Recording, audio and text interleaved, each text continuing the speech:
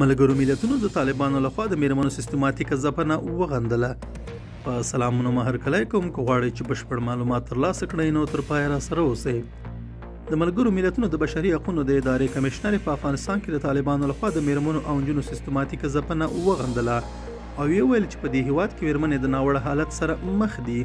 میشل بچلت چهارشنبه 15 د جون چې د غبرګولي د میاشتې له 15 سره سمون خوري د ملګرو ملتونو د بشري حقوقو شورا ته وویل چې افغانان د یو نسل تر ټولو تیاره وخت تجربه کوي.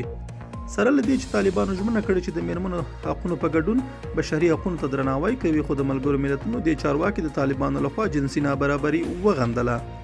سره له دې چې طالبانو واک ته د رسیدو څخه وړاندې او واک پر لومړنیو شپو او ورځو کې ژمنه کړې وه چې افغان میرمنو او نجونو ته به د کار کولو او پوهنې حق ورکوي، خو د هغوی په کابینه کې د وزیرې په کچه هیڅ یوه میرمن نه ده ټاکل شوې او تر شپږم ټولګي پورته ښوونځي لا هم د هیواد په ډیرو برخو کې یوازې د نجونو لپاره بند دي.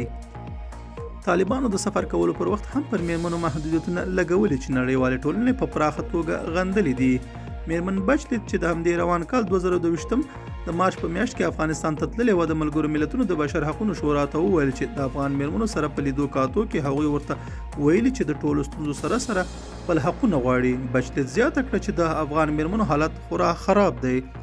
د ملګرو ملتونو د بشري حقوقو کمشنر وویل پرېږدئ واضح ووایم هغه څه چې اوس په افغانستان کې وینو د میرمنو سیستماتیکه ځپنه ده.